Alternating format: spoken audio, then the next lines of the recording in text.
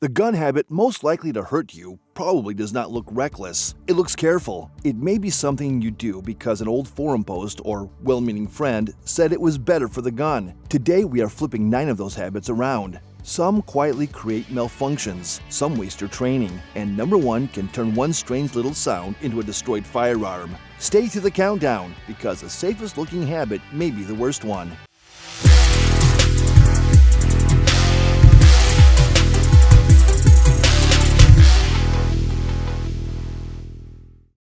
Disclaimer: every firearm is different. Follow the manual for your exact model. Use the correct factory ammunition. Keep the muzzle in a safe direction. And keep your finger off the trigger until you are ready to fire. Any questionable part, cartridge, or malfunction should be handled by a qualified gunsmith or range officer. Number 9. Upgrading a gun before you know the gun.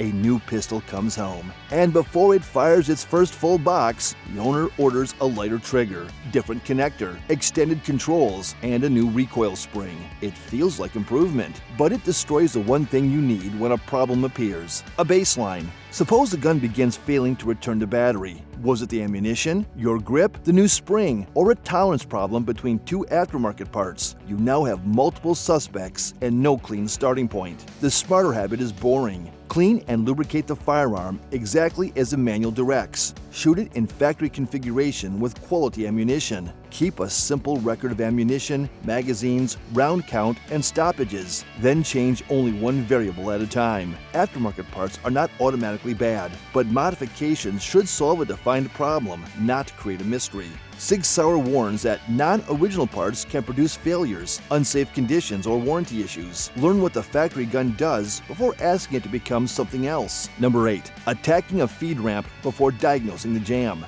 A pistol chokes twice, so somebody reaches for polishing compound and a rotary tool. The logic sounds simple: smoother ramp, smoother feeding. But the feed ramp is not a kitchen knife that just needs a shine. Its angle, chamber entrance, magazine presentation, ammunition shape, extractor tension, and slide speed work together. Removing material can change geometry, damage a finish, or erase evidence a gunsmith needed to see, and the ramp may be innocent. A damaged magazine lip can release a round too early.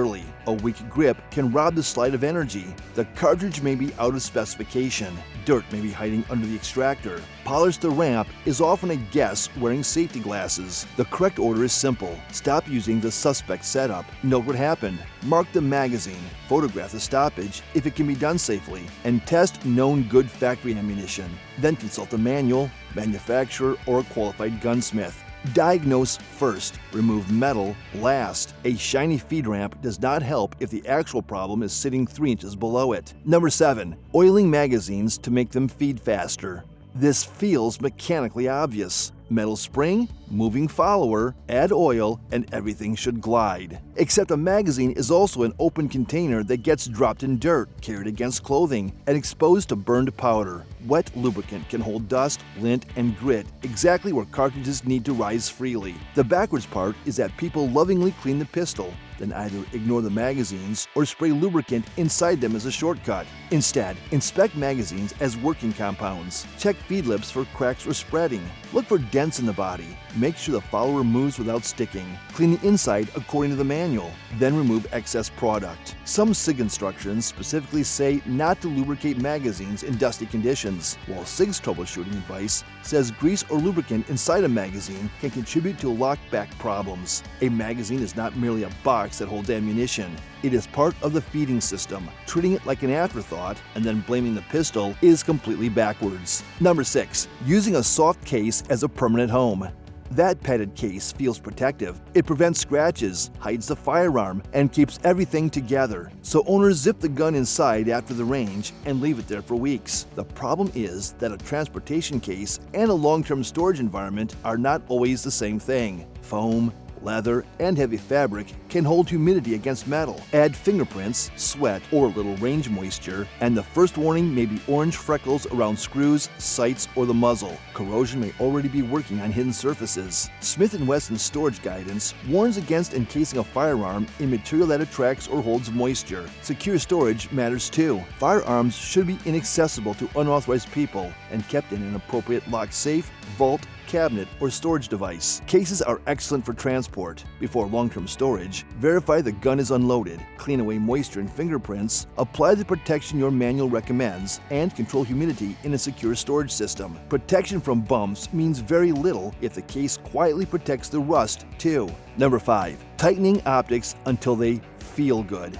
A red dot gets mounted at the kitchen table. One screw feels snug, the other gets an extra twist just to be safe. A month later, the zero walks, a screw strips, or the optic loosens. Small firearm screws are not lug nuts. Too little torque allows movement. Too much can damage threads. The backwards habit is trusting hand feel while ignoring the manufacturer's tested number. Use the correct plate, screw length, driver bit, thread treatment, and exact torque for that mounting system. Trijicon recommends 15-inch pounds for the supplied RMR HD screws, but that number belongs to that setup, not every optic. Add a small witness mark across each screw and the adjacent surface. A glance can reveal movement before your group opens up. Reconfirm 0 after installation, the first serious range session, and any hard impact. Feels tight is not a measurement. A torque driver is cheaper than the ammunition wasted chasing a disappearing 0. Number 4. Staring at the red dot.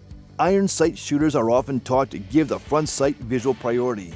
Then they install a red dot and carry the same habit over. They hunt for the dot, stare at it, and try to force it perfectly still. That makes the window feel small and every wobble enormous. A red dot works best when attention stays on the target and the dot appears in that visual field. Aimpoint notes that losing target focus can make the eye fall back to the sight while searching for the dot. With an unloaded firearm and live ammunition removed from the room, pick a small mark on a wall with a safe backstop. Look at the mark, not the optic, and present the pistol. With consistent presentation, the dot arrives without a search party. Do not try to freeze normal movement. Accept the wobble your target size and distance allow. The dot is not the destination. It is information laid over it. Keep your eyes on the target and let the dot come along for the ride. Number 3. Easing the slide forward to be gentle. Owners sometimes pull a slide back, then guide it forward slowly because letting it snap shut feels abusive. It sounds careful. It can also keep the pistol from fully chambering. A semi-automatic action uses spring energy to strip a cartridge, chamber it, position the extractor, and bring the slide fully into battery.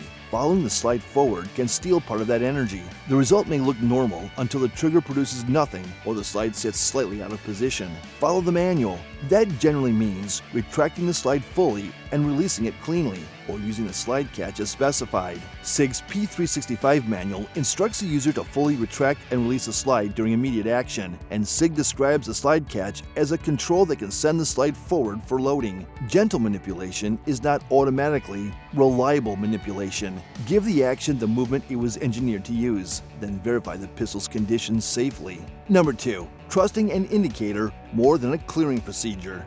Some firearms have loaded chamber indicators, witness holes, safeties, decockers, or magazine disconnects. Helpful features, but none replaces checking the gun. The dangerous habit begins when an owner sees an indicator in the empty position and lets that observation end the process. Parts can be dirty, light can be poor. More importantly, removing a magazine does not remove a cartridge already in the chamber. Use the same sequence every time. Keep the muzzle safe and finger outside the trigger guard. Remove the magazine first. Lock the action open. Visually inspect the chamber, magazine well, and feeding path. Physically verify when the manufacturer's procedure calls for it. Check again before cleaning. Storage, dry practice, or handing the firearm to another person. Smith & Wesson's unloading guidance emphasizes that a round may remain chambered after the magazine is removed and demonstrates visually and physically confirming the chamber is empty. Indicators are reminders. Safeties are mechanical devices. Your procedure is the final system. Reverse that hierarchy, and one tiny piece of metal is being asked to make a life or death decision for you. Number 1. Responding to every strange shot by firing again. This habit can turn a small ammunition problem into a catastrophic firearm problem.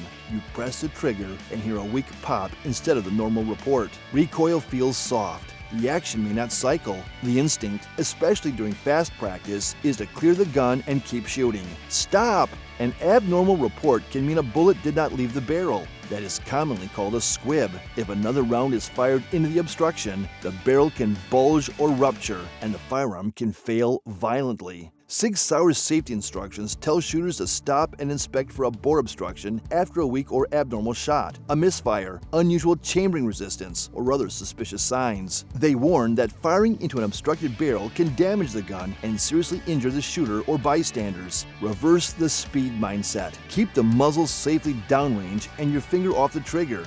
Follow the range's ceasefire procedure and your manual for a suspected misfire or obstruction. Have the bore properly checked. Never look down a muzzle, and never try to shoot it clear. Fast malfunction drills have a place. Blind speed does not. The best shooters are fast at recognizing when a gun absolutely should not fire again. Which habit have you seen most often? Tell us below. For more practical firearm knowledge, survival preparation, and mistakes worth fixing before they become expensive, subscribe to All About Survival, turn on notifications, and join us for the next video.